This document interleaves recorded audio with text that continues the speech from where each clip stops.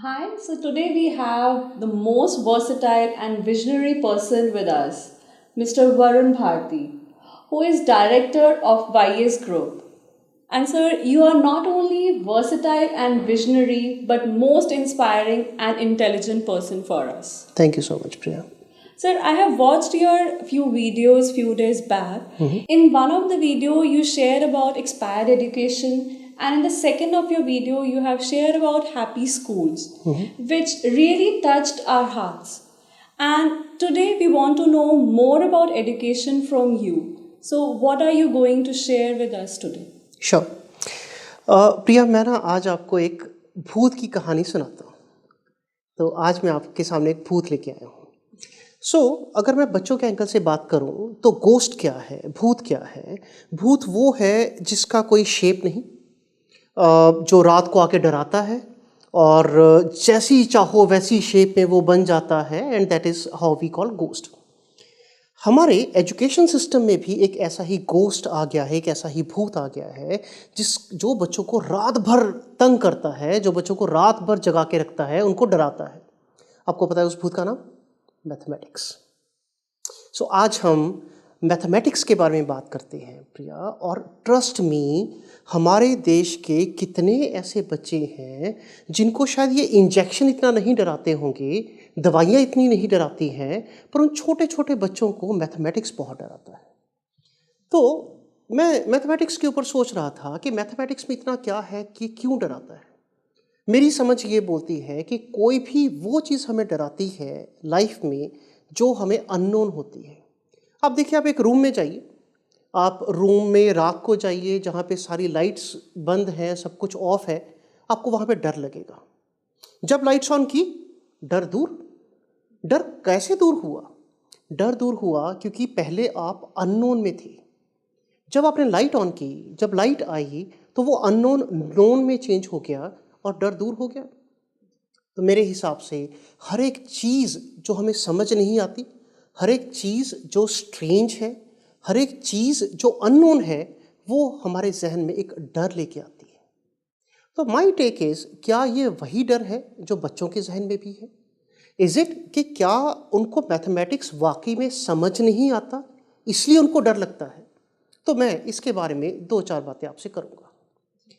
When I was a kid, when I was in grade 5 or 6, तो मेरे को I remember my father used to teach me perimeter।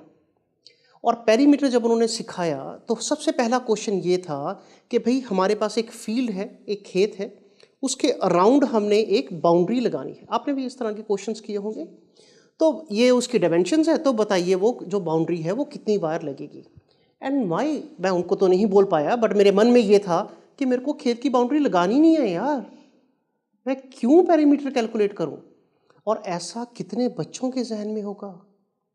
Reason मैं आपको ये बोल रहा हूँ कि हम, आप देखिए, इतना सिंपल जो कंसेप्ट पेरीमीटर है, एरिया है, वॉल्यूम है, ये भी बच्चों को फेक एग्जाम्पल से बताते हैं। हम पेरीमीटर में भी एक खेत के बारे में यूज़ कर रहे हैं, हम पेरीमीटर में भी एक फील्ड की बात कर रहे हैं, जो कि बच्चों का कुछ लेना देना नहीं है उस चीज़ से।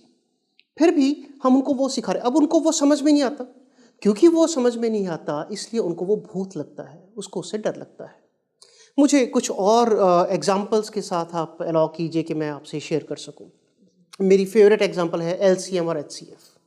हाँ, जितने मेरे पास इंटरव्यू पे लोग आते हैं, सो दे टेल मी कि सर हमने ये डिग्री की है, वो डिग्री की है, पीएचडी तक की है, सब सही। मैं उनसे एक ही क्वेश्चन पूछता हूँ कि जनाब मुझे ये बता दो कि एलसीएम, आप पीएचडी की है, 25 साल के हो, 30 साल के हो, आपने आज तक कभी एलसीएम अपनी ज़िंदगी में यूज़ किया है या किसी को करते हुए देखा है? अगर ना आपने यूज़ किया, ना करते हुए देखा, तो फिर पढ़ा क्यों रहे हैं?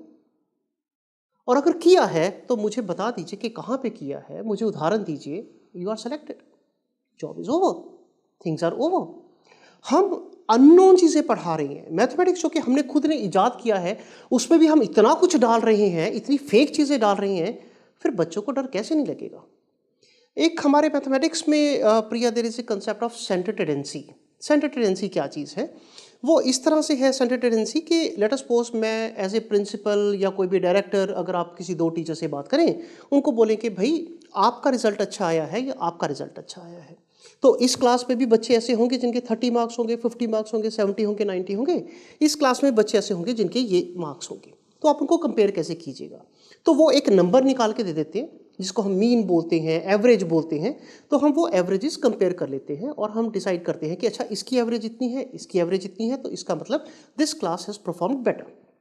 फॉर एग्जाम्पल, अब 3 तरह की सेंटर टेंडेंसीज हैं जो हम 10th क्लास तक सिखाते हैं, मीन, मीडियन और मोड। अब दोबारा से प्रॉब्लम ये है कि आप किसी बच्चे से बात कीजिए कि बेटे 3 डिफरेंट तरह की सेंटर टेंडेंसीज क्यों हैं? बच्चे क्या, टीचर्स भी ये बोलेंगे कि सर हमें नहीं पता क्यों है। आप हमें क्वेश्चन बता दो कि इसमें मीन निकालना है तो मीन निकाल देंगे, मीडियन निकालना है तो मीडियन निकाल देंगे, मोड निकालना है तो मोड निकाल देंगे। हमसे ये मत पूछो कि कौन सी कहाँ पे निकालनी है और क्यों निकालनी। जब हम फेक बातें करेंगे, जब हम रियलिटी में बातें नहीं करेंगे, जब हम बच्चों को समझाएंगे नहीं, तो ये भूत तो अपने आप लगेगा, है ना। कुछ और एक दो मेरे पास एग्जांपल हैं। जैसे मैं फ्रैक्शन की बात करूं, fraction is like p upon q, that is fraction, 1/3 that is a fraction. अब दूसरा मैं रैशनल नंबर की बात करें, that is also p/q, that is a rational number. तो मेरा इन जनरल प्रश्न ये होता है कि भाई ये तो अलग अलग चीज़ें हैं क्या? क्या फ्रैक्शन और रैशनल नंबर, इनमें डिफरेंस क्या है? तो ज़्यादातर ये लोग बोलते हैं कि सर ये दोनों सेम चीज़ें हैं। तो मेरा क्वेश्चन आता है कि इनके दो दो नाम क्यों हैं? ऐसा कि एक स्कूल का नाम और एक घर का नाम, जैसे हमारे इस बच्चों का होता है कि घर में चिंटू और बाहर mister Kapoor, is this the case?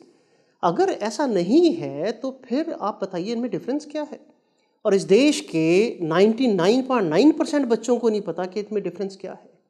प्रश्न निकालने आते हैं। तो प्रश्न, जब आप सिर्फ प्रश्न पे ही सिर्फ फोकस कीजिएगा तो भूत कैसे नहीं लगेगा ये मैथमेटिक्स। अगर मैं हायर एजुकेशन की बात करूं, बहुत चीज़ें हैं। आप डिटर्मिनेंट्स की बात करें, मैट्रिसेस की बात करें, सेट्स की बात करें, लोगों को कुछ डिफरेंस ही नहीं पता। डिटर्मिनेंट निकालते हैं तो क्यों निकालते हैं, किसी को नहीं पता। +1 +2 के बच्चों से पूछे, वो बोलेंगे कि हमें डिटर्मिनेंट निकालना आता है, ख़त्म।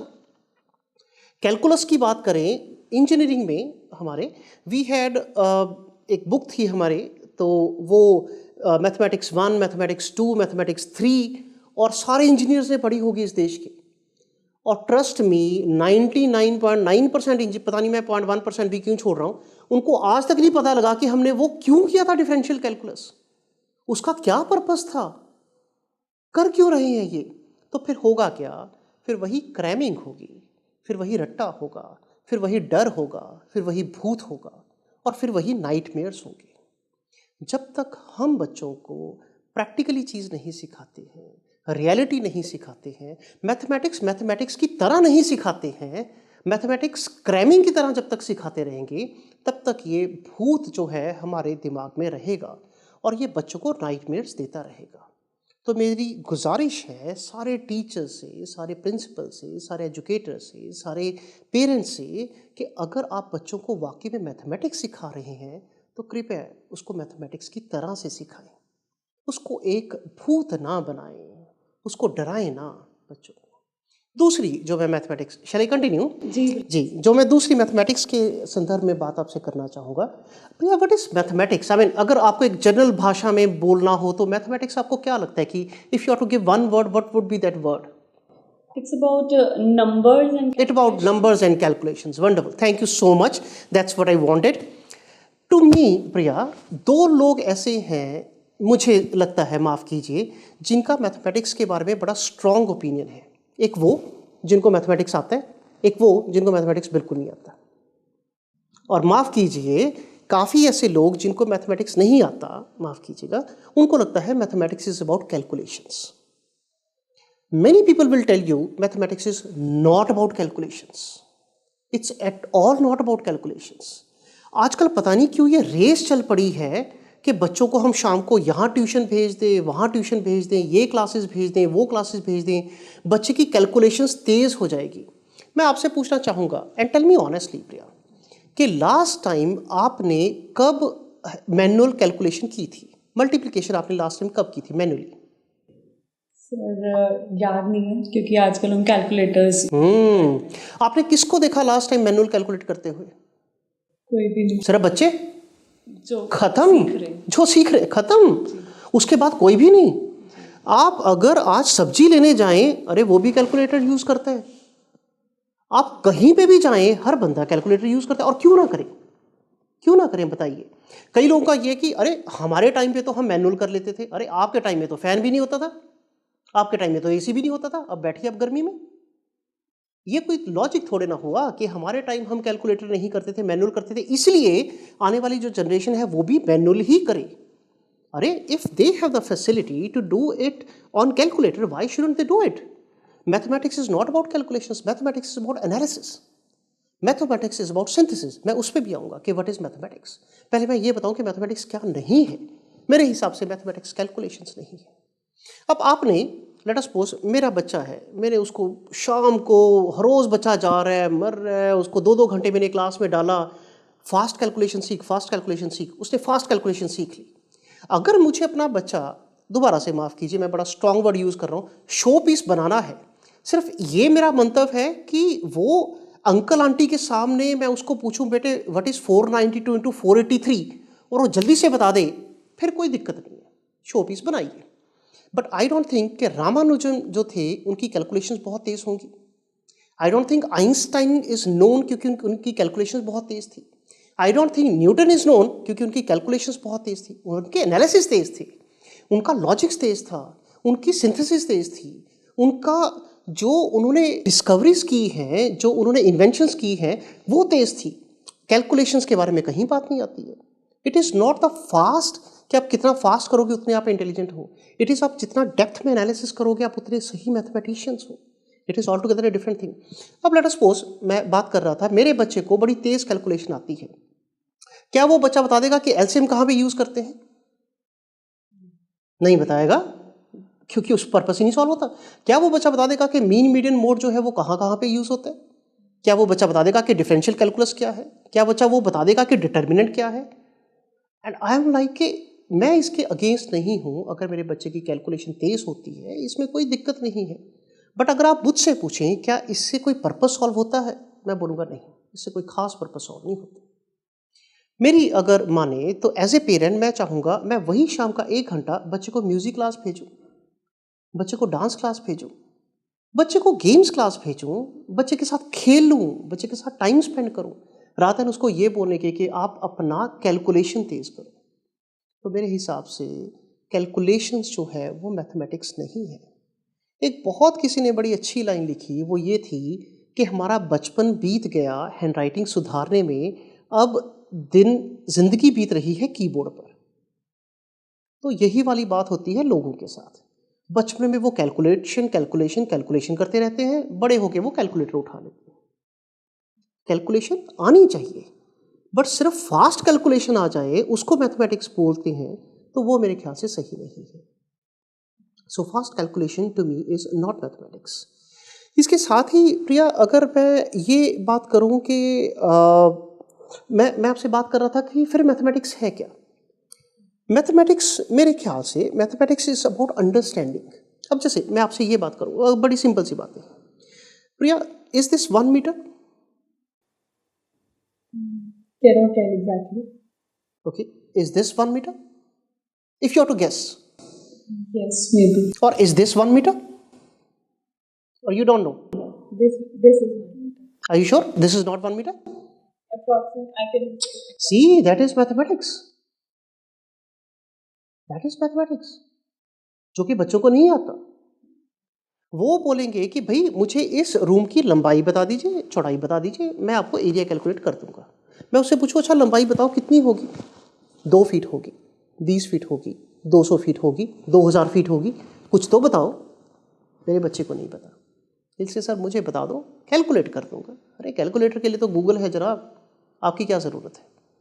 अंडरस्टैंडिंग के लिए आपकी ज़रूरत है। This brain is not for calculation, this brain is for analysis, for synthesis, for understanding, for inventions, not for calculations.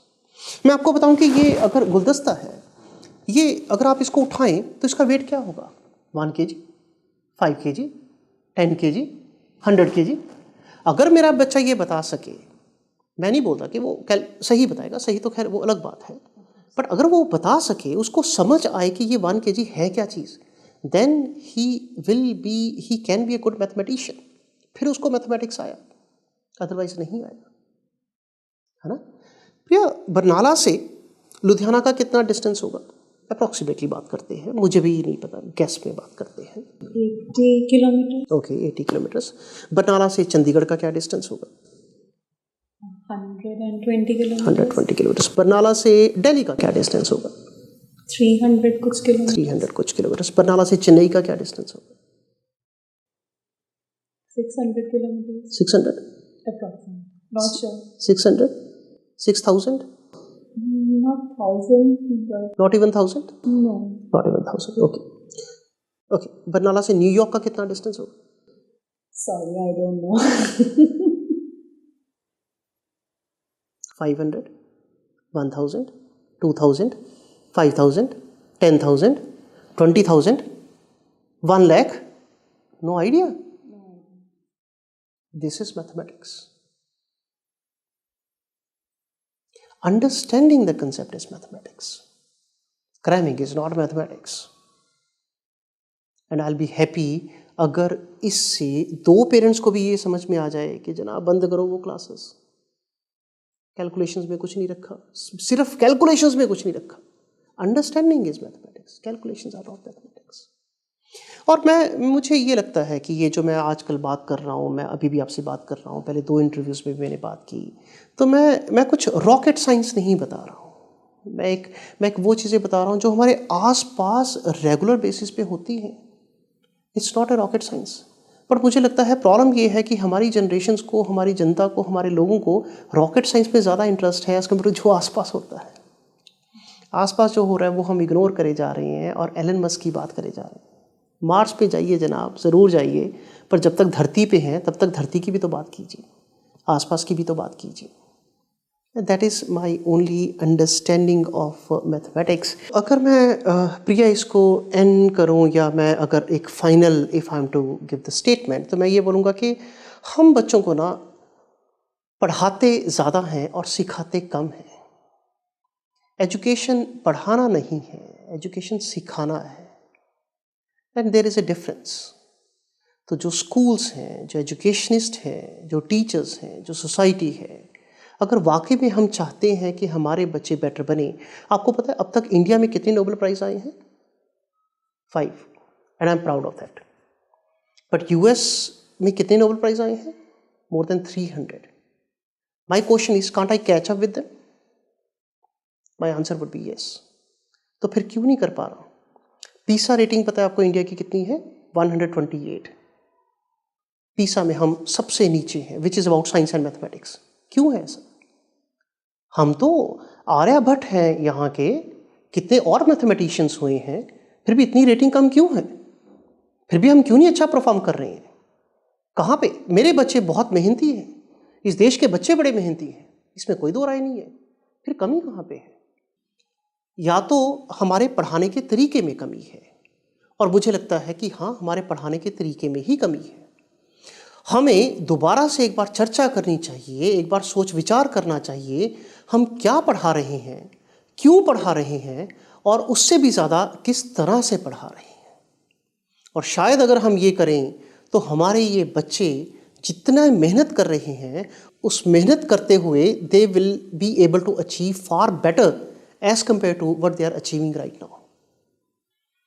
Thank you, Priya, for giving me an opportunity for sharing so many things about mathematics.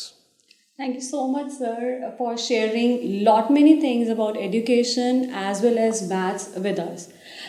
Yes, as you said कि जो आपने difference बताया पढ़ाने और सिखाने में, और अगर हम वाकई सर के तरीके से बच्चों को पढ़ाएंगे तो सर बिलीव मी, हम मोर देन 500 नोबेल प्राइजेस भी जीत सकते हैं। I am sure and all the best for that. और हम इस भूत को भी भगाएंगे जो बच्चों को आके रात को डराता है। जी, बिल्कुल भगाएंगे, और ये सब हमने मिलकर करना है। Thank you. Thank you very much.